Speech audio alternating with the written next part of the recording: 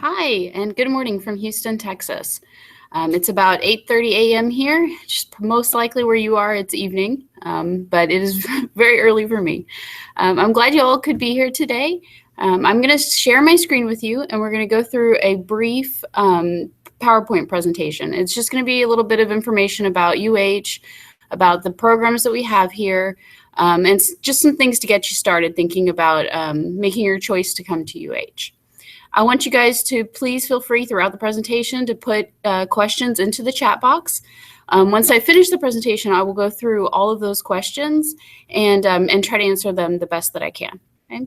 If we don't cover a topic that you're interested in knowing more about, feel free to email me and let me know. We will be doing these webinars throughout the summer. So at least once a month, you'll have a chance to talk to me through these webinars and to ask any questions that you have. Okay, so I'm going to go ahead and share my screen with you and go through the brief PowerPoint presentation.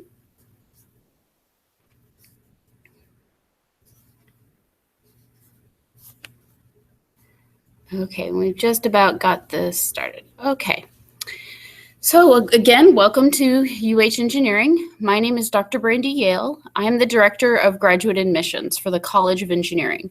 So my job is to make sure that this is a smooth process for you as you fill out your application, as you receive your admissions letter, and as you make your decision to come here. So you'll be talking to me through email. You'll also receive emails from the graduate school and from your department advisor. So every program at UH has a department advisor, and you can find out who that person is by going to your department's website. Usually there'll be a tab that says people, and then you'll look under staff and find who the advisor is for that department. If you have trouble finding out who that is, you can always email me and I'll let you know. The department advisors are really good at answering questions about specific degree plans, about how your particular department or degree works. So if you have questions that are very specific to your area, then please contact your department advisor. If you just have general questions about the admissions process, you're welcome to email me. I can help you with anything from making sure we have your test scores to checking to make sure that your residency status is correct. You know, anything like that you're having issues with, please let me know and I'll help you through that. So here's a little bit of an overview of what we're going to talk about today. I want to tell you a little bit about Houston and about the University of Houston. And then we'll talk a little bit about the I-20 process for international students. And I do want to let y'all see some of the numbers of how many international students we do have here in Houston. Houston is a very large city. It's a very international city. And I think that our student body population really reflects that. We have a little bit of information about your MyUH account, how to set that up, and what you can do with that account. Orientations and course enrollment questions. We are going to talk a little bit about employment opportunities, how the tuition and fee structure works, and then we'll move to the Q&A, which I'm expecting to be the majority of this webinar will be just answering your questions. So Houston, Texas, we're the 4th largest city in the United States. That puts us right behind New York, Los Angeles, and Chicago as being one of the largest cities in the country. Sometimes we go back and forth a little bit with Chicago. Occasionally we'll beat them out and be 3rd. It's really based on population. If you went by size, by acres of land, certainly Houston would win. We're the energy capital of the world. We have a lot of oil and gas companies. I think most of you are probably already aware of that. But we have all different types of energy here, and we have all different kinds of companies. We also have the world's largest medical center. So we're a very huge city, we're very vibrant, lots of employment opportunities. Many, many people throughout Texas and the United States move to Houston to work. We also have extensive internship and field work experiences for students. A large majority of our students do internships in Houston before they graduate. And some of our students do internships in other cities as well. And we also have a great arts and entertainment here. We have, our campus is actually located really close to downtown. And so we have a metro rail line that comes right by campus that will take you straight downtown. You can use that to get to any of our many museums. We have additionally a lot of sporting events, symphony. There's so much culture and and activities to do because we are in a very urban environment. So the University of Houston is a Tier 1 public research university. We were founded in 1927. We have a very large campus. Despite being so close to downtown, it really feels like you're in a college town once you're on campus. It's a 550-acre campus full of parks, fountains, trees, sculptures. It's really a very beautiful place. I'm sure most of y'all are aware that the weather here is very hot and very humid. We're in kind of a subtropical environment, so most of our trees and grass are green all year round. It's really very beautiful. We have extremely mild winters, and so this year we barely had a winter at all. So it's a really nice climate, except for in the month of August when you guys are going to get here. It's going to be really hot. We have a lot to do on campus as well. There's a lot of student organizations, concerts, art exhibits. It's a very vibrant, alive campus with a very active student body. We also are a very diverse student body. A lot of this has to do with the fact that we are in an urban location, but it's also just that Houston itself is a very diverse city. Our University of Houston is the second most diverse university in the country, and so you will meet people from everywhere here. Within the engineering college, a large percentage of our students are international students. So we have about 3/4 of our students coming from outside the US. Here's a list of the top countries of origin. We have a lot of students from India and China. Also Iran and Nigeria are very common. And then we also have quite a number of students from Turkey. Vietnam is probably a little bit lower, but it is the 6th. And so if you come from one of these countries, you will meet a lot of people here who also come from your country. You'll also not feel homesick at all because the food in Houston, because we're such an international city, we have food from all around the world. So not only will you not be homesick for your food and for culture from your country, you will also be able to try food and culture from all around the world. It's really just an amazing city to live in. Okay, so now we're going to get more into sort of the nitty-gritty of documentation and policies. So if you have any questions about these, please go ahead and post them as well, and I will get to them at the end. I want to try to get through as much of this as possible, but I'm glad to see you guys starting to post questions, so we can go through those in a little bit. Okay, so most of you all of you should have received your admissions letter already. At this point, you'll be getting your I-20 processed. And so the first thing you need to do that is to log into the Apply Web application system and accept your admission offer officially through the system. And that will let your advisor, your department advisor, know to go ahead and submit a request for an I-20 for you. Once you've submitted all the required documents, the I-20 will be processed by our CVIS office, which is located in our graduate school. And they will contact you with shipping options. We do have free shipping options. Those are, of course, the slowest. But then they'll also give you an opportunity to pay to have your I-20 shipped to you more quickly. The required documents for the I-20 are a copy of your passport, particularly the picture page, and then the letter of financial backing and supporting documents. The letter of financial backing is really meant to be kind of a form to help you figure out how much you need to show in your supporting documents, how much money you need to have in your accounts. And so you should use that document to figure out exactly how much you need for your I-20. If you need help with that, please feel free to email me or your department advisor. And you can also find more information about the F1 process on the graduate school's website or through the International Student and Scholar Services Office. So again, if you have questions, contact me or your department advisor. If you have questions specific to the mailing or whether your I-20 has been produced, you can also email the graduate school at gradschool@uh.edu. So in order to set up your MyUH account, you have to have either a social security number or your CVIS ID from your I-20. So you can't start this process until you've gotten your I-20. And what you do is you just click on in the picture, you'll see a red arrow. It says request my user ID. Once you have your I-20, you can go ahead and request your user ID. Domestic students can go ahead and start this process already if they have a Social Security number. And once you've set up the account, you'll have access to a page called Access UH. I think it's accessuh.com. And that page will allow you to see a bunch of icons that will give you allow you to contact different parts of the university. So you'll see things like a job portal icon. You'll see things like the course scheduler, and those icons will help you to figure out, whether or not what kind of services you can access through UH. So once you have that set up, you can start viewing the course schedule, which is probably going to be the next step for everyone, is to start looking at what courses we are offering this fall. That schedule has been released, and we'll talk about course enrollment here in a few minutes. So once you log into your MyUH account, what you're going to want to look for is the common account holds. And this symbol, the big red no symbol, will be on your page somewhere. That'll let you know that there is a hold on your account.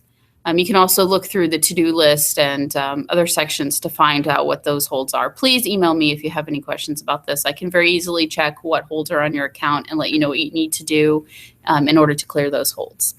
So these are the common account holds, and these have to be cleared up before you can enroll in classes.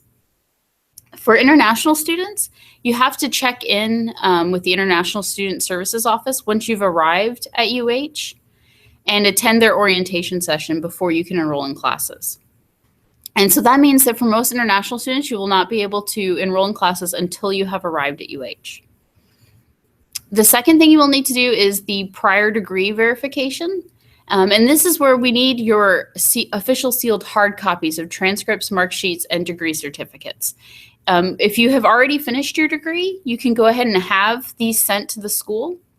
I know a lot of you will be able to send your transcripts and your degree certificates pretty easily from your school, but you may only have one copy of your mark sheets. Or you may have your transcripts and your mark sheets easily sent from your school, but you only have one copy of your degree certificate. And we totally understand that you may not want to send that through the mail. And so you can bring that with you and take it directly to the graduate school office, and they will make a copy of it and hand it right back to you. So in this case, if you have anything like that, you also will not be able to clear this hold until you arrive on campus. Otherwise, if you can just mail your sealed hard copies, that sealed means in an envelope sealed by the university. You can send those now if you want to. If you haven't finished your degree yet, you should wait until your degree is conferred before you send the official documents. And this is because we want to make sure that we have final grades and final, that it shows on your transcripts or on your degree certificate that you have finished your degree. For those of you who are initially issued a provisional certificate, that is fine too. Just send your transcripts, mark sheets, and provisional certificate. You will still need to give us your final certificate once you've received it, but we do understand that there are some universities around the world that will wait up to a year before they'll give you that degree certificate. So we want you to get these documents into us as soon as possible, but we will work with you if there's any issues. And the final hold is the bacterial meningitis immunization. This is only required if you are under 22 before the first day of classes. So on the first day of classes, which is August 21st, if you are going to be 22 years old on that day, you do not need any immunizations to attend our university. Okay? If you are under 22, then you will need to get the immunization and submit proof of that to MyUH. All right, so here is a schedule of the orientations. International student check-ins begin on July 18th. I want to highly recommend that as many of you as possible come by that date. Because you will have the best selection of classes the earlier you arrive. Your I-20 will have a program start date on it, which is actually earlier than the first day of classes. And that's because we want you to get here early. We need you to be here for orientations, for prior degree verification, for the check-ins. Your I-20 start date, you're allowed to arrive in the US up to 30 days before that start date. So you should look at, when you're scheduling your flights and things, you should look at that date to figure out when you should arrive. Okay, and so later in August, we'll have some department orientations. International Student Orientation is a mandatory 2-day orientation. I highly recommend that you not only go to those required orientations, but that you pay really close attention to the policies that international students have to follow. There's a lot of little rules and things that can really catch you up when you're planning out a 2-year degree, and you want to make sure you can do all of the things you want to do, that you can attend the semesters you want to attend, that you can do an internship. So you need to make sure that you are paying very close attention to those rules.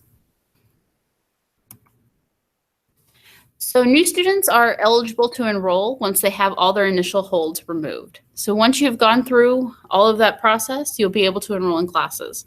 Right now, you can already view the course schedule once you've set up that MyUH account. So you can at least look at what courses are going to be available for fall.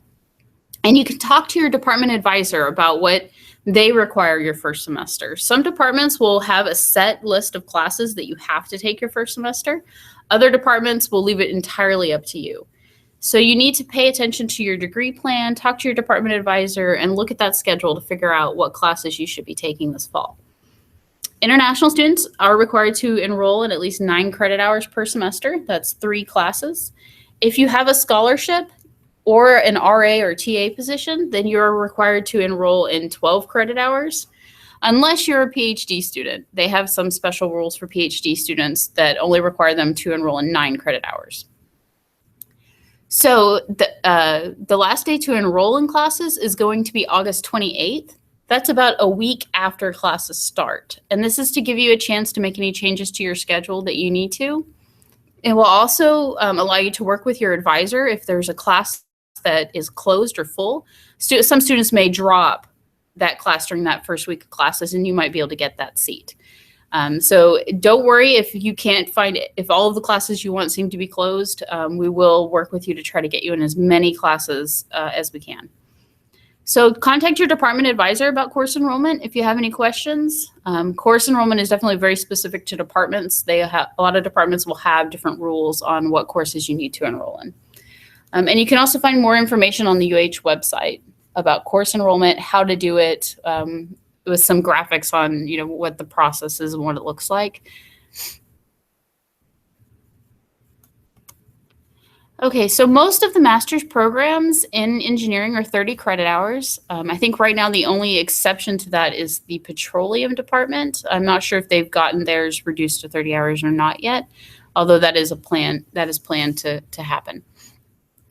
So this little chart can kind of show you how quickly you can finish your degree. So especially for those of you who are on scholarship, the accelerated pace will allow you to get out of here as quickly as you can for the least amount of money. You can finish your degree in 1 year.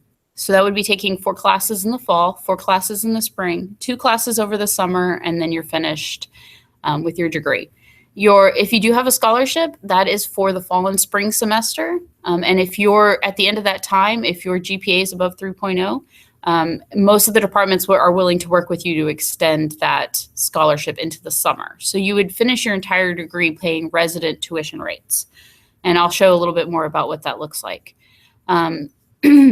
So for those of you who do not have a scholarship, you can go on the full-time PACE or the full-time what I call the full-time CPT PACE.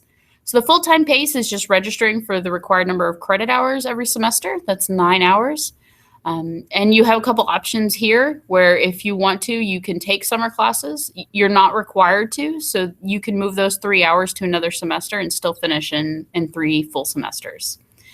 You can also decrease the number of classes you're taking in fall 2019 by moving 3 of those hours to summer. And in that case, you would be eligible for a reduced course load in the fall of 2019, which would allow you to do an internship full-time. So, and that's kind of what the full-time CPT PACE is showing you. CPT stands for Curricular Practical Training. It's basically the internship, how we can allow students to work off campus while they're attending classes. So for that PACE, you could do 12 credit hours your first semester, 12 credit hours your second semester. Then the following summer, you'll be eligible for full-time internship. And you're not required to register that semester. So you could do a full-time internship through the summer, and then the next fall, you would only have 6 credit hours left. and you could continue your full-time internship through that fall semester. So if your goal when you come here is to get an internship and to work at a company full-time and get that experience, I really highly recommend the full-time CPT PACE, because that will allow you to work the longest for the most number of hours. If you are enrolled in 9 credit hours during a semester that you're eligible for internship, you can work 20 hours a week.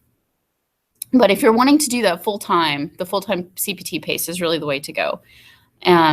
And so for both the accelerated and the full-time CPT PACE, you'll also be paying slightly less tuition because you'll be enrolling in fewer semesters than you would in the full-time PACE. And let me show you a little bit about that in just a few minutes. Okay, so I want to talk a little bit about the employment opportunities here. There's on-campus employment. RA, TA, and IA positions are eligible for the in-state tuition waiver.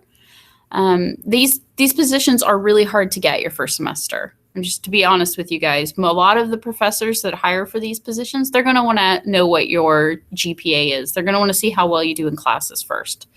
But you should spend that first semester talking to other students about where they work. A lot of our students work all across campus. So you're not limited to just the College of Engineering. You can find positions all over campus. And so really the best resource for those is to talk to other students, because the ones that are graduating are most of them are leaving positions that are going to be open the next semester. So talk to them about where they're working, and they'll give you a lot of great ideas. There are other on-campus employment opportunities that do not allow you to get the in-state tuition waiver, but will allow you to work and get a little bit extra cash in your pocket. So for off-campus employment, we do this through curricular practical training through what we call the co-op program. Co-op is an internship program. It has a small fee, $215. You pay that fee, and then that's so that they can put it on your transcript that you participated in an internship. You can sign up for co-op at any time. So if once you're eligible to do internship, which for international students is after one academic year of study, so that for most of you, that will be next summer that you'll be eligible for internship. Once you're eligible, you can start at any time. So if they give you an offer letter for an internship that starts in the middle of summer, that's fine. You can start whenever they need you to start, once you're eligible. And then, of course, after you finish your degree, you'll be eligible for optional practical training, which will help you find a job, here in Houston or throughout the U.S. And I also want to point out that we have an engineering specific career center. They only work with engineering students. They do career fairs for engineering students. And that's what this picture you're seeing is from one of our career fairs. And we have a large number of companies here in Houston and across the U.S. that come to our career fair to recruit students. So it's a really good opportunity. You should really pay attention to when the career fairs are and attend as many as you can. Even if you're not eligible yet for the internship, you can start making contacts and start learning how the process works, so that when you're actually able to get there to the internship, you'll be able to put on your best performance for those recruiters. Okay, so here is a little bit about the tuition and fees structure. And tuition and fees are charged each semester on a per credit hour basis. They can vary based on residency status, degree program, and the number of credit hours you take. So the numbers below the numbers given here are estimates, but it should give you kind of an idea of what the range is. So Texas subsidizes our tuition we are a public university. So each of our students that are Texas residents, because they pay taxes to the state, they are given a subsidized tuition rate. And in order to take advantage of that as an international student or as a non-Texas resident, you would have to have either a scholarship or an RA or TA position. And so this bottom one that shows the different tracks, this shows you how much you would save if you did the accelerated PACE versus the full-time PACE as a resident or as a non-resident. And really most students, and that's the amount for the entire program. So that's your 30 credit hours. That's how much you would spend on all of your tuition. But I do want to point out that most of our students will not they'll not have the same residency status every semester. So it may be that you qualify for Texas residency for your first 2 semesters, but then your third semester you're paying out-of-state rates. It could also be the opposite of that. You could come in without any funding and be paying full non-resident tuition, and then get a job as a TA or an RA and have your last 2 semesters be at the residence rate. So really, these are very much estimates, because there's a lot that affects how much you're paying in tuition. Okay, so we're getting toward the end here. I just want to encourage everybody to like us, follow us on social media. You'll get a lot of information about our university, about our College of Engineering, what the students are doing, what the professors are doing, the type of research that's going on here. At the end of today, I'm going to send you guys, everybody who was invited to this webinar will get a link to our UH Engineering Cougars Facebook group. And this group is specifically for new students who are coming in to ask questions, to get to know each other. There are also some current students who are already in the group who can help answer your questions and help you get to know UH. I also want to highly recommend that you sign up for newsletters. We have a variety of newsletters from the university level to the college level to the department level that you may be interested in. And to do that, if you go to the description for this webinar, there's a link to the page where you sign up for newsletters. So you put in your basic information, your email address, and then you pick which newsletters you're most interested in. You can, of course, unsubscribe from those at any time or go back to that page to subscribe to new ones. I want to highly recommend you do that to get to know us and to get to know our university. Okay, so now I'm going to start going through your questions. And we have a lot, so hopefully we'll get through all of them. But please do keep asking questions if you have more questions. So the first question here is, could you please provide information regarding the scholarships for computer and systems engineering and employment opportunities inside campus? So most of our master's students receive the same scholarship across the college. We have a $1,000 scholarship that's divided into your first 2 semesters. So you'll receive $500 in the fall and $500 in the spring. And that's not a lot of money for our tuition, but it does give you a in-state tuition waiver, which will allow you to pay those resident rates. And that's why these scholarships are really competitive, because all of our students want them. And all of you have been considered for them when you applied, and so I'm sure a good number of you did get them. If you didn't, I want to encourage you to look for other options for funding, and hopefully your department can help you with that, or you can email me and I'll try to point you in the right direction. So basically, I hope I'm answering that question fully. If you want more information about that, feel free to email me or ask another more specific question, and I'll try to help you with that. Let's see. I thought there was another question that seems to have disappeared on me. Okay.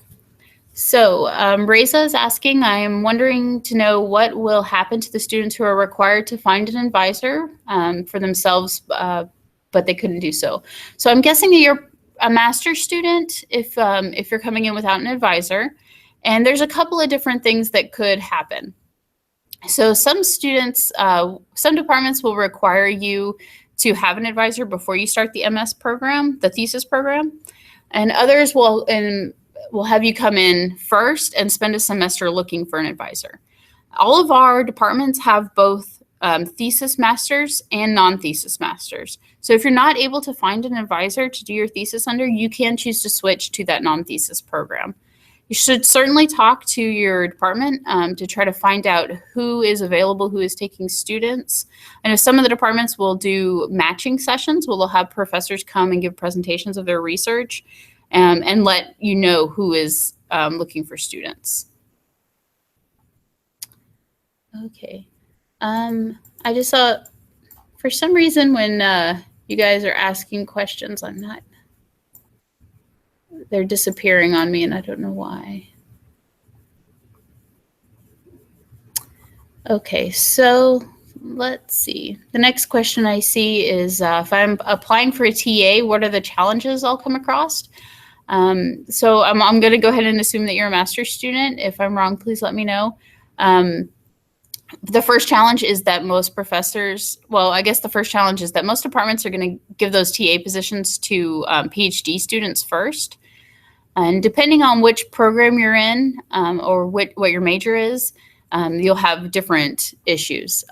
For example, some departments will give all of their TA appointments to the PhD students and not have any remaining for TAs for master students, but other departments will have a few left for master students.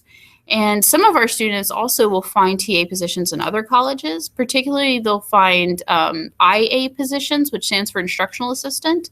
And that's usually computer-related work to help a professor prepare for courses. And then we also have some students who teach labs for other colleges, for our technology college, and then also undergraduate labs here in engineering. So it may be that you can find a position like that. And the second challenge is going to be that they're going to want to see your grades here at UH before they give you a TA position. So the first semester is really going to be the hardest time to find one. All right, I managed to pop out my chat window now so I can see some of the earlier questions. We had one. Let's see, what restrictions do international students have for working on campus? Such as, let's see, so if you do have a position on campus, you are required to, and you're receiving a tuition waiver, you are required to register for the 12 credit hours per semester. If you don't have a tuition waiver, then you're only required to enroll in 9. I hope that answers that question for you. It depends on whether or not you're an international student, your residency status, which department you're in, and what your actual job title is, and whether or not you have a tuition waiver. So it can be very specific, but you can email me if you have a specific case, and I'll try to help you with it, or talk to your department advisor. In the application, I was asked which faculty member I would prefer to work under, but my admission letter didn't mention anything about it. At what point does that assignment happen? So for master students, you are most are expected to find their own advisor. If your department has told you that they will assign you an advisor, then talk to your department advisor, and they can let you know at what point that will happen. Most students will have that first semester to find an advisor, and so you won't be expected to have an advisor until the beginning of your second semester. And we can even allow you a little bit of time past that, but really you want to have that done by the beginning of your second semester so that you can start enrolling in research hours and thesis credit hours. For PhD students, you should be assigned an advisor in your offer letter. I know there's at least one department, I believe chemical engineering doesn't always assign an advisor right away. They may assign you weight, and it'll give you time to meet more faculty and to figure out what your research interests are before you're assigned an advisor. Let's see. I wonder whether should I have 2 emergency contacts before I apply for housing on campus? If so, what kind of people would it be? My advisor. So that I'm not sure what the requirements are for housing as far as having an emergency contact, but it does seem likely that they'll want someone here in Houston, and more than likely you'll find student contacts with other students in your department to help you with that. There are dorm rooms that are available currently. There will be an email that'll go out to all of y'all in a few weeks that will have a list that I made of step-by-step how to get housing. But you should go ahead and start looking at the housing website and try to find as much of that as you can. Are there dorm rooms for couples? I believe that there are some dorms that are family dorms. You'll have to look at the housing website to check that. But we do also have apartments around campus. And some of those apartment complexes are licensed through the university. So they're technically sort of dorms, sort of apartments, and you would pay your rent through the university. So you should look into those. That might be the best option for you. And where can you do course registration? So hopefully I covered that for you. That's through MyUH. And you'll have to make sure you don't have any holds on your account first, and then you should be able to start registering. Okay, so I was offered a scholarship, which allows me to attend the college at an in-state tuition rate. How much do I save when compared to the fees of an international student? So hopefully I answered that with that one chart, but I would say that generally it's about half.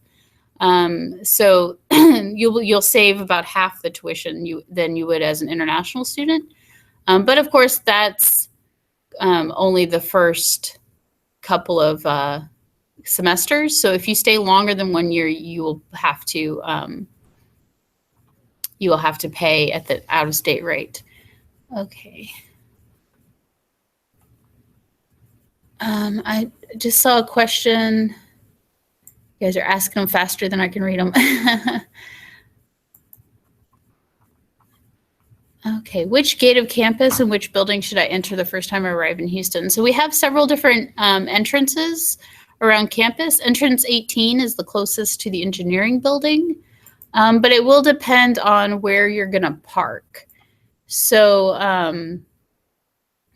so you'll want to look at the parking maps. If you don't have a parking pass yet, you'll have to park in visitor parking. And if you're going to park in visitor parking, you'll probably come in at the Welcome Center entrance. There's a garage there for visitor parking.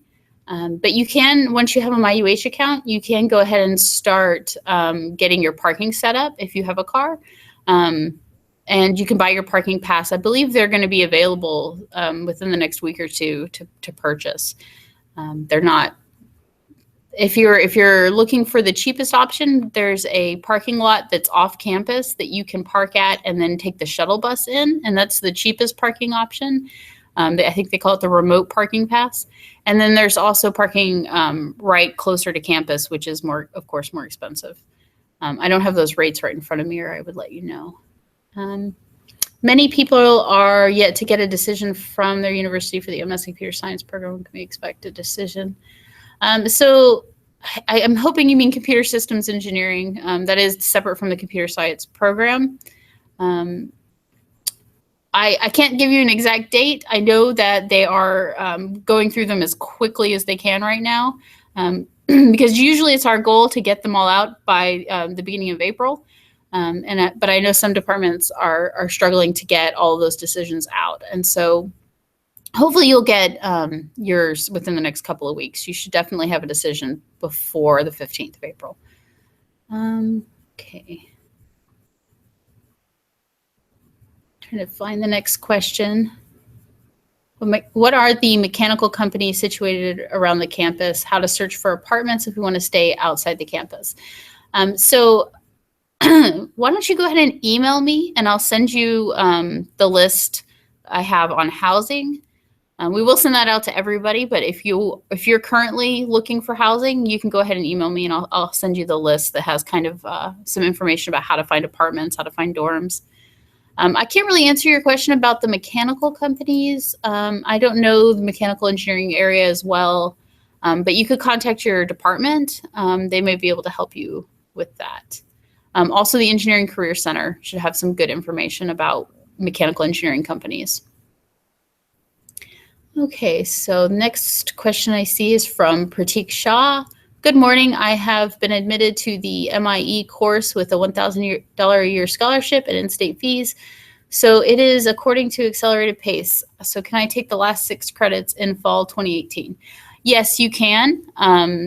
You are not required to register for that summer, but you will have to pay the out-of-state tuition on those last 6 credits if you don't take them in summer. So that's really up to you what your goal is. If you want to use that semester to do an internship, you can. And so in that case, you could take the last 6 credits in fall if you're willing to pay extra tuition. My acceptance letter says at this moment you have not been offered any financial assistance. Will I be able to find an advisor and fund my PhD once I come to the university? Well, it's really going to depend on what department you're in. The only department that I know of that doesn't assign PhD advisors right away is chemical engineering. But there may be some other departments that are doing that too. So if you're not able to find an advisor, it'll be very difficult to fund your PhD or to actually finish your PhD. You need an advisor. I really don't think you'll have a hard time finding one. There are a lot of faculty who are actively hiring students, and we're actively hiring new faculty all the time too. So if you need more specific answers directly about your specific case, please send me an email and we'll go over that. Okay, next one I see. Where can we find the information about our academic advisor and other important information about classes and dates? So if you go to the UH website, you can find the academic calendar, which will have a lot of those dates on it. When the last day you can register is, when the last day you can drop a class is, when the holidays are, that sort of thing. The information about your academic advisor will be on the department's webpage under the people and then usually staff or something like that tab. There should be an academic advisor listed. If you're having a hard time figuring out who that person is, please send me an email and I'll point you in the right direction on that. If you're a domestic student, you can take fewer hours per semester. I think the requirement is that you have to take 3 hours a semester and you have to maintain continuous enrollment. So you can't just not register for a semester and then come back the following semester. You would have to petition for a leave of absence or something like that. But otherwise, you have a lot fewer restrictions on your enrollment than what I've been covering for the international students. Okay, I've been admitted as an international student. However, I've been living in Houston for 1.5 years now. Is there a chance to receive in-state tuition waiver? If so, when can I know regarding the same? Okay, so there is a chance. It's going to depend on a lot of factors. If you are, what visa you're on, it's going to depend on why you're here in Houston and that sort of thing. So your initial residency determination was made based on the answers you gave on your application. If you think that you probably qualify for residency tuition, send me an email and I'll send you a link to the residency questionnaire. And you can use that questionnaire to apply for residency status. And the university's registrar's office will make that determination. Let's see, is the MREB open for students or still under construction? It is now open. Most of that building is our new engineering building. We now have 3 engineering buildings. That building is mostly labs, but they do have some space on the bottom floor where there's chairs and things that you can sit on. But it is open now. Let's see. If you're an international student, how much time do you have to find a job if you're looking to stay in Houston after graduating? I think they give you a few months of leeway after you graduate. If you apply for OPT, you have, I believe, more time. I'm not actually sure. I'm going to make a note of that question and have an answer next time I do one of these. Let's see. But if you'd like, you can email me and I will find out that answer for you.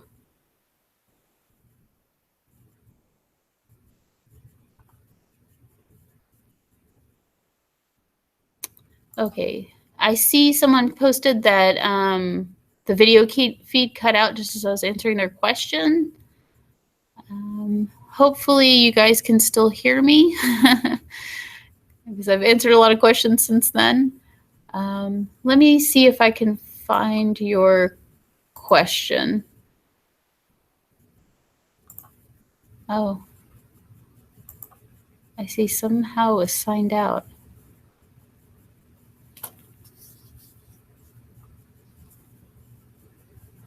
Give me a couple of minutes to see if I can figure out what is going on with the video feed. And in the meantime, you can continue to ask questions if you have them.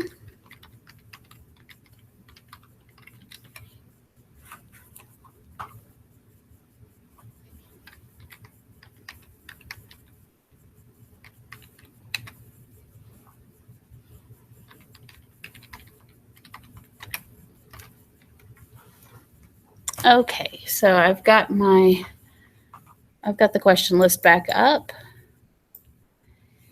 And In the application, I was asked which faculty member I would prefer to work under, but my admission letter didn't mention anything about that. At what point does that assignment happen? And so really the answer to that is going to vary based on what department you're in. Usually students have through their first semester to meet, to pick an advisor or to be assigned one by their department. You should really talk to your department advisor to find out what the process is in your department. I'm going to try to figure out where I left off. I apologize if I'm missing anybody's questions. If I do miss your question, please email me and let me know. So someone was asking when they will get in-state information, and usually your scholarship or your tuition waiver information is in your admission letter.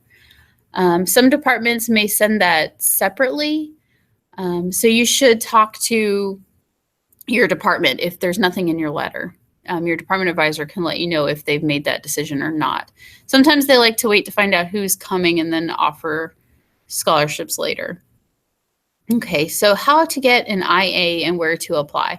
So once you have access to MyUH, I believe you have to have enrolled in a class first. You'll have an icon appear on Access UH that says Cougar Pathway, and that is the application portal for jobs all across campus. So that's how you would actually apply for the job. But you may also want to talk to other students because they're going to have even more ideas about good places for students with your background to find a position. Does UH provide full tuition funding for masters in industrial engineering? I don't think that any of our programs cover full tuition for master students. Most of our PhD students get their tuition fully covered, but master students, we generally only have the $1,000 scholarship and in-state tuition waiver.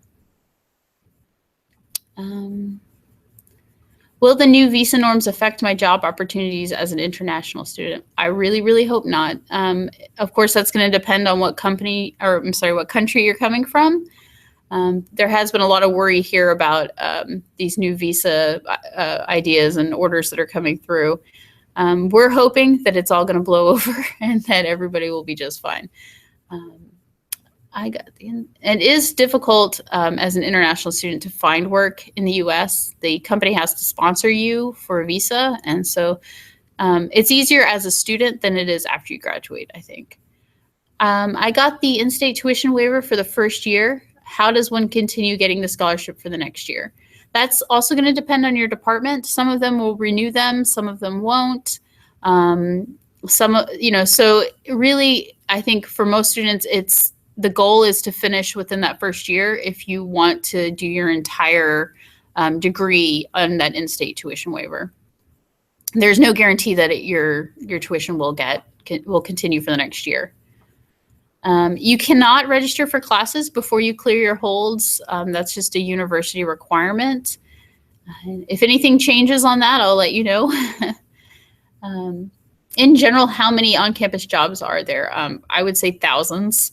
If you include all of them. Our university is like a little city where you can get a job doing just about anything you could outside of campus. There are so many jobs. If you're speaking specifically about the TARAIA jobs, those are a lot more competitive. And so you'll want to start looking as soon as you get here, start talking to people. So as an international student, I cannot register classes until I attend the international orientation. Yes, that is correct. You have to have arrived in the US and checked in with International Student Services. You don't have to have attended the actual orientation, though. You just have to go to one of the check-in dates. The earliest one is July 18th. So I've not been given a scholarship this year. Can I apply next year? Most departments only give the scholarships through the initial process, but there are a few scholarships in the college that you can apply for. There's some through International Student Services, and there are other scholarships that you can look for as well. Even you might be able to get a scholarship at home that will apply to here. So you should always be on the lookout for scholarship opportunities. Will this have a recorded version so that we can watch later? Yes, it will. Immediately after we finish, the video will be available on YouTube. And I'll leave it up probably through the whole summer. And there's also a couple of older ones that you can watch. that have old information. Really, things change pretty fast. So, but you can watch those to see if there's anything maybe that maybe I answered a question that didn't get asked this time. Where can we get detailed and accurate information about the costs of living? So that's going to always be difficult. It's always going to be an estimate and based on your own experiences. The I-20 will have an estimate of cost of living that you can use to estimate how much it's going to cost. You can look at the prices of the apartments and dorms that are listed on UH Housing to help you kind of get an idea of how much it's going to cost. Despite Houston being the fourth largest city in the country, we actually have one of the lowest costs of living for a major city in the U.S. So hopefully, you'll be able to find some good estimates online about that. And I can also make a note to look that up for the next time I do one of these webinars.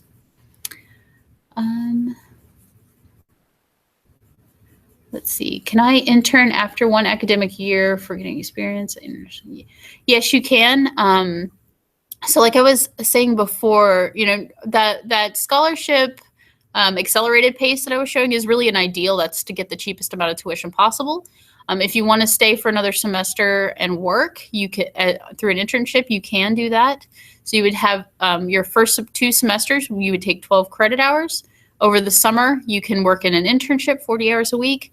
And then the following fall would be your last semester. You can take that 6 credit hours and do what is called a reduced course load, which will allow you to take less than 9 credit hours. If you do that, then you can continue to work 40 hours through the fall. Okay, I'm a prospective master's student. My question is, do we get merit-based scholarship if we score good grades in our first semester or academic year? Generally, the scholarships are going to be offered during admissions for the department and college scholarships.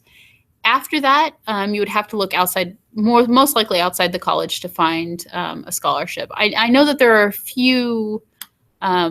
very few like targeted scholarships. So some professors will set up a scholarship that's, just for people who are interested in the same thing they research and that sort of thing. So you might be able to find some small scholarships here and there, and then also through international student services or through larger scholarships that are outside the university are going to be your best bet after that.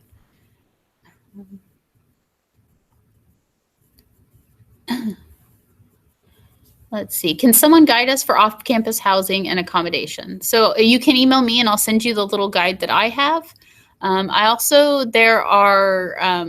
There is some help through international student services.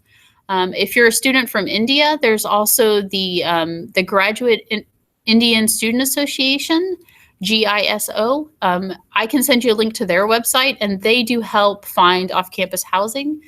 Both of those are also good sources of information for temporary housing. I know a lot of our students will come here and stay somewhere temporarily for the first 2 or 3 weeks while they find an apartment and all of that. So if you need help with those things, we do have a lot of current students who are willing to help you find temporary housing. So you would contact International Student Services or the Graduate Indian Student Association for that. And I will send out links for all of that. Okay. I have an admit for MS in Computer and Systems Engineering. Is there a way to change it to an MS in Computer Science? Yes, you can do that. The main difference between Computer and System Engineering and Computer Science, which I'm sure you're already well aware of, is that Computer Science focuses more on software and Computer and System Engineering focuses more on hardware, though you can take courses in both areas, I believe, under both degree plans. I know specifically the engineering students can take computer science courses on their degree plans. If you want to switch, you'll have to wait until you've arrived here. Computer science will not accept a transfer for a non-enrolled student. So you'd have to be here, enrolled in classes, and then apply for transfer. Your department advisor can help you do that, help you apply for that transfer. Let's see, I got admitted into computer systems engineering. Yes. Okay, so that's the same question that I just answered. And yes, you can do that. Is it possible to get a scholarship in the second year if we maintain a good GPA? I've already answered that question as well. It's not incredibly likely that you'll continue to get the scholarship for a second year. And mainly part of that is that we want you to, if you have a scholarship, we want you to work hard, make good grades, and finish as quickly as you can. Is it possible to defer PhD admission for a semester and attend school a term late? Yes, it is. You can. Most of our programs allow 1 semester deferral, but only 1 semester. So if you don't come for that next semester, you would have to reapply. You should talk to your department advisor about that. They can arrange that. If you have a faculty advisor, you would also want to talk to them about that, because that could have that could create issues with their funding structure as well. So you want to make sure that you've talked to both your department and faculty advisor, and that they're okay with your deferral. Usually, I have seen this happen many times, and it's not been a problem. I got accepted for direct PhD, but my offer letter doesn't mention my advisor. How to know which advisor I was assigned to? Contact your department advisor, the staff advisor. They should be able to help you figure out whether or not you already have an advisor assigned, or if it's going to be your responsibility to find an advisor. What should I do to get a scholarship? So most of our scholarships, as I've said, are given out during the application process. And so the scholarships that are specifically given by our departments at our college are already made. Those decisions are made when you get your admissions letter usually. But you can contact your department advisor to find out if those decisions have already been made.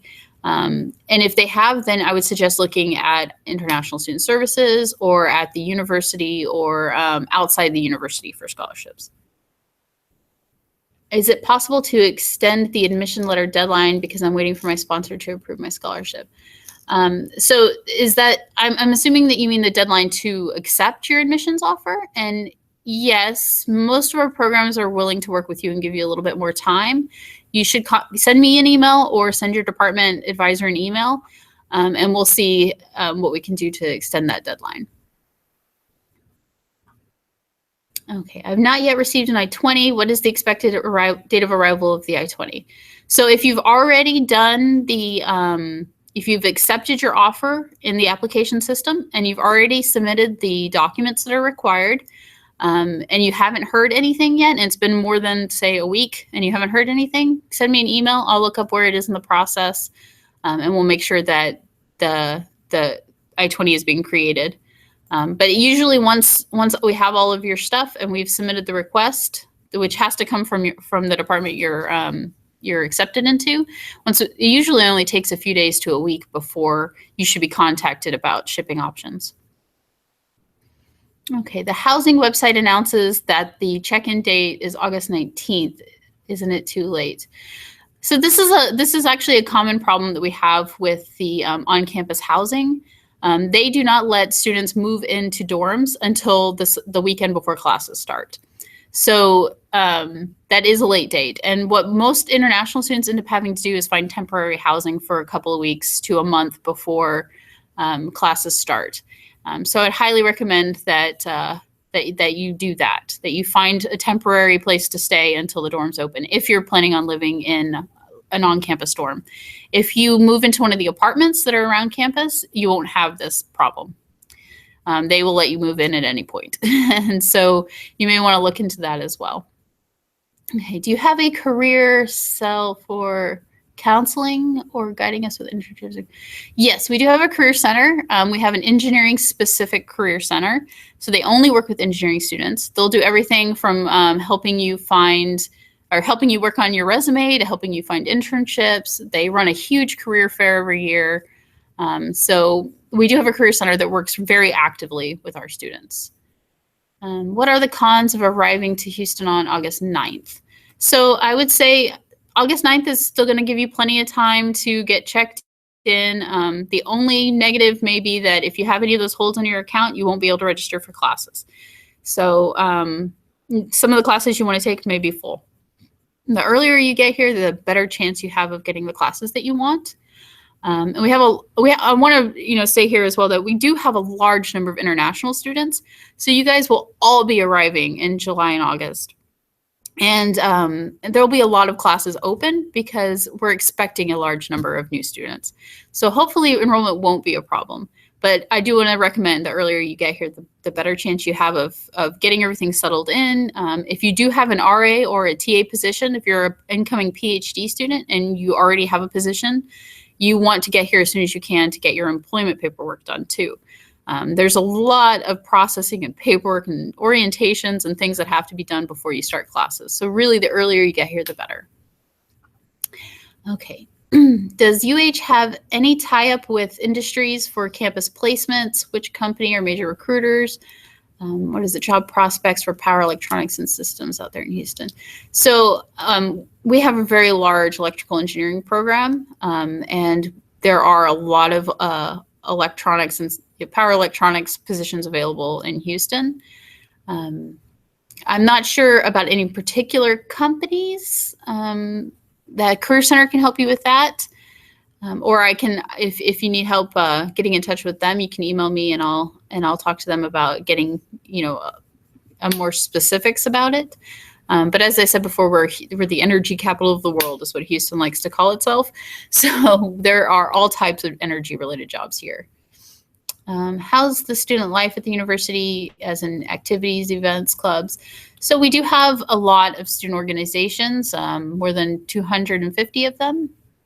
And this university is growing so much right now. We have so much going on with different events and clubs. Baseball and football are very popular here. So we have teams that are doing very well in those sports. It's a pretty exciting place to be. I think that, I mentioned diversity and the number of international students we have here. That's also something that makes this university really exciting, is that there's so much going on and there's so many different kinds of people here, that there's always something to do. And Houston itself is a huge major city that always has something going on as well. We have a lot of parks and big festivals. Right now it's spring, so we're having festivals almost every weekend. But it's a very fun place, very vibrant place to live. So let's see, how much time in advance do I need to purchase a parking permit? I believe that they won't really sell out completely until very close to semester starting. I would suggest, though, that if you know that you're going to be here and you know that you're going to bring a car, that you go ahead and start looking at purchasing that parking permit. I don't want you to lose a chance of getting the parking that you want, right? So we have many different levels of parking, many different types, everything from the remote parking I mentioned before to garages. So if there's a particular type of parking that you want, then I would go ahead and start looking into buying that as soon as they're available. Is there a career center? Yeah, we talked about the career center.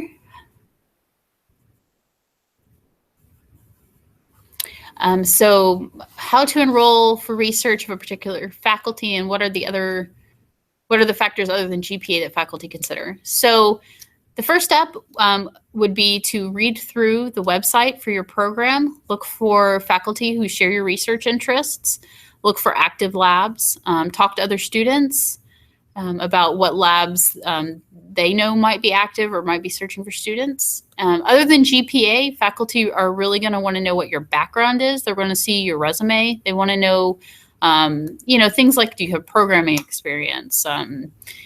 Just whatever specific to your research area. They're going to want to know what background you have in those areas. They may want to see your undergraduate transcript to see how well you did in courses you've already taken.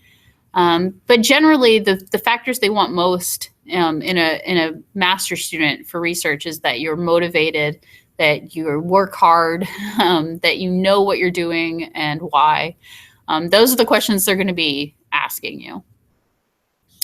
Are we able to take classes at other campuses? Yes. So we have an interinstitutional agreement with Rice University and with several of the medical centers around here. So depending on what type of classes you're wanting to take, you can take them at those schools. The interinstitutional agreement allows you to pay UH's tuition rates for those courses. So for example, Rice University is a private university, but if you took a class over there, you would be paying our rates, which are much lower. So it's actually really good. I know a lot of students take advantage of that, especially with Rice, with taking courses over there. May I ask if I can register using my F2 status right now while I'm transferring to F1? Let's see. I'm not totally sure on the visa requirements for F2, if you're allowed to take classes or not as an F2 student. You can contact our International Student Services Office. They'll be able to answer that question for you right away.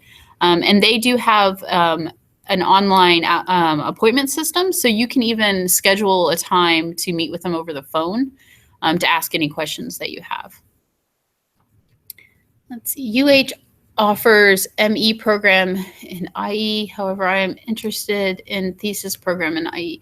Okay, so you got into the non-thesis program and you want to do a thesis, I think is what you're saying.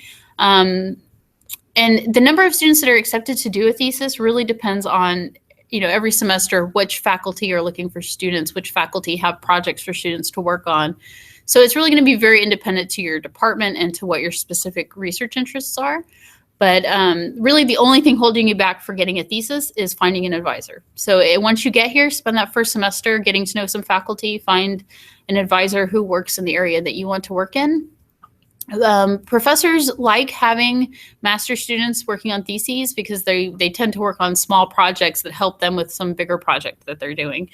And unfortunately, they don't have to, fund thesis students the way they do PhD students. So it shouldn't be too hard to find a thesis advisor if that's really what you want to do. Okay, I have been notified about my I-20 already being shipped. I have visited the mentioned link, however, I'm unable to find the page where I can request for the free shipping option. So I'm guessing they shipped it to you already. I'm sorry. You might have to email me so that I can talk to you more in depth about this because I'm not sure I understand the situation perfectly. If they shipped it already, then it's free. They've sent it if you haven't paid anything, then they've sent it the slow way, unfortunately. But let me know if there's any way I can help you with that. My I-20 states that I've been admitted to early admission program. What is the early admission program and when will the classes start? So the early admission it's the same. You'll start at the same time as everybody else. And this is a new program this is the first semester we've ever done it. And what we're trying to do is identify students who have applied early and get their applications processed more quickly. Because in the past, we were having students apply in November and not get a decision until March. And so really early admission just means that when we reviewed the initial applications that we received, that your application stood out as having met or exceeded all of the requirements, usually exceeded the requirements that were that the faculty were looking for in the applications. So that just means that you were given your admission letter before everybody else. That's all that means. Okay, how can I contact alumni of UH or students who are pursuing MS so that I can be in touch with them before joining? So later today, I'm going to send everybody a link to the UH Engineering Cougars Facebook group. And that's really the best way to start talking to some students and to talk to each other. So hopefully you'll all join and you can talk to each other about things like finding housing and when you got your admission letter and that sort of thing. Can you start a graduate program if you are almost finished with a bachelor's? If you are going to finish before, you have to finish before you can start the graduate program. And we need proof that you have finished the bachelor's degree before you can enroll in a graduate program. That's just the law. After the I-20 request, in what period we need to submit all documents required for I-20 to UH? And can that period be extended if there are some issues to student? So we can, I think the last time we can issue an I-20 is in June. But really you want to get it done as soon as you can because I don't want you to be still trying to get a visa in July. That would make things really hard for you. So the sooner the better, but we can continue to do I-20 requests all the way through June. I think middle of June, but I haven't gotten the exact date yet. I haven't heard from UH since they gave out the decision, no mails, nothing. Should I upload my financial backing form so the college processes my I-20? Yes, you should. I'm surprised you have, oh, well, you've heard from me at least. But you should email your department advisor if you're concerned about anything, and go ahead and start the process for your I-20. Okay, I got my decision letter, but not yet received the I-20. When will I get to know about the scholarship and fee waiver received? As I said before, you should have gotten that information in your admissions letter, though I know some departments are waiting to make scholarship decisions. So you'll want to email your advisor. They'll have the best information about that. Let's see, I hold a U.S. passport, although I'm coming to the U.S. from Iran. I assume that I don't need an I-20. That sounds correct to me. And I-20s are if you're going to be entering the U.S. on an F1 visa. So you say you hold a passport, which I'm assuming means that you're a citizen and will not need a visa to enter the country. If you need more specific information, go ahead and email me and I'll get that for you. But it sounds like you're correct that you don't need an I-20. You may want to bring your admissions letter or any other documents that I need from UH before I come over. I don't think that there's anything that you need if you are able to enter the country as a citizen.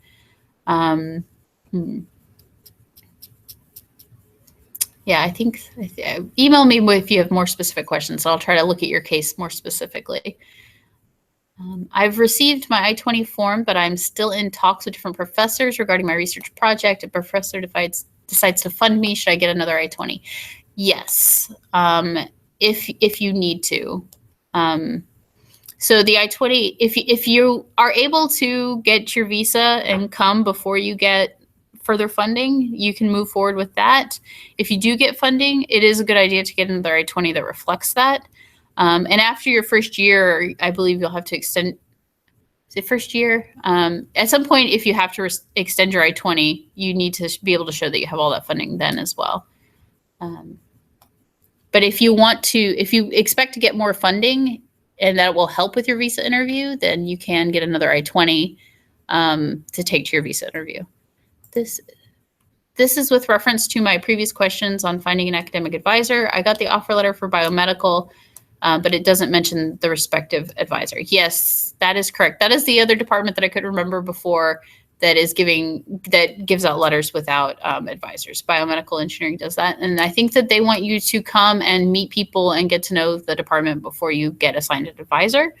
If you've been admitted to that program, then that means they expect that you will do really well and that you will meet the research interests of an advisor. And if you have any questions about that, the biomedical advisors, Caitlin and Deborah, are both really good and can help you with that. Is there any accreditation for MS program like ABET accreditation for bachelors? Yes, we do go through an accreditation. It's not ABET. I can't remember what the name of it is though. But yes, we are an accredited master's program. And I can look that up for you if you email me. What if our visa is rejected at first interview?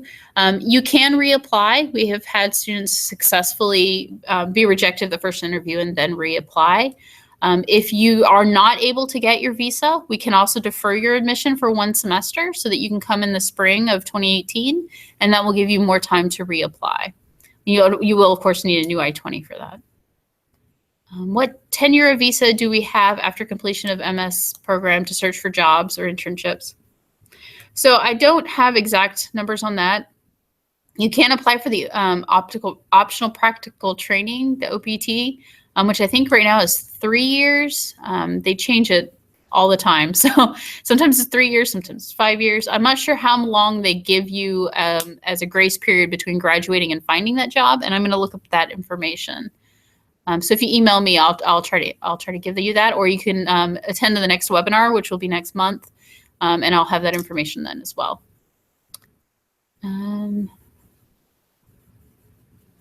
What tenure is it?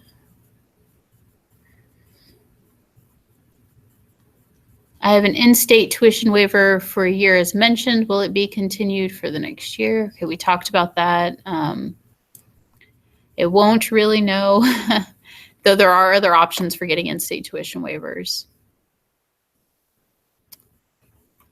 How is the security around campus? I've heard that the Third Ward area is dangerous and a lot of violent crime happen there. So it is true, we are very close to downtown. We're in a very urban environment. The Third Ward area is not the nicest neighborhood, but I wouldn't say it's dangerous and full of violent hate crime. I think that the university and the neighborhood around it have a pretty good relationship. And I've been, here for several years. I've never seen any kind of violent crime happen like that in this area. But of course, since we are in an urban environment, you do want to take care to, keep your stuff locked up, to keep aware of your environment. But during the day while you're walking around on campus, you're really not going to feel uncomfortable. See, what are some lucrative features of UH over Iowa State? Got an admit the computer engineering program at ISU too. I really don't know much about Iowa State. I would say that it's probably in a more rural area. That's probably all I know about that. It just depends on what type of location you're looking for. Let's see. And I don't know specifics about their computer engineering program, so I don't know if how it's rated or anything. I've accepted the admit option on Apply Web, but have not received any follow-up. Should I just send the required documents, or should I wait for the department to request them first? You can go ahead and upload your documents to Apply Web, and the advisor should be reviewing on a daily basis to looking for those documents. If you don't hear anything after a couple of days, you can email me and I'll make sure that request gets put in quickly. My decision letter states is eligible for the Engineering Dean Scholarship and in-state tuition waiver, but I don't see that in my I-20. What can I do? Please email me right away. I'll make sure that gets fixed. And we'll issue you a new I-20. I have received a $1,000 scholarship and in-state tuition waiver. In the 12-hour enrollment, do I need to enroll for only master level courses, or can I enroll for undergrad level courses too? Generally, graduate students can only take graduate level courses. Some degree plans might allow you to take undergrad level courses in specific circumstances, like if it's outside your normal field and you don't have enough experience to take the upper level course, but you need the undergrad level course. There are some cases where you can petition for exceptions like that, but generally we want students to take graduate level courses. Let's see. So we've kind of run a little bit late. I know there's a lot of questions left. I'm going to try to look through them real quick and see if there are a few that I can answer.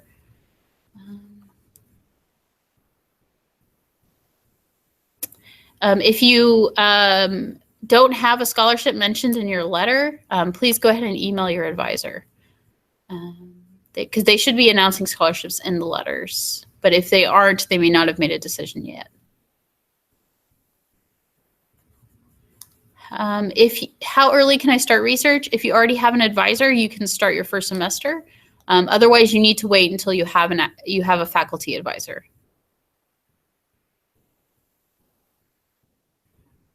Yes, you can switch from non-thesis to thesis. I talked about that a little while ago.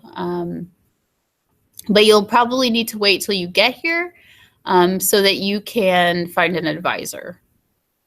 And there won't be any changes necessary for your I-20 if that happens, because you will still be in the same program. It'll just be a different track within that program. You should send your completed transcripts after you have them.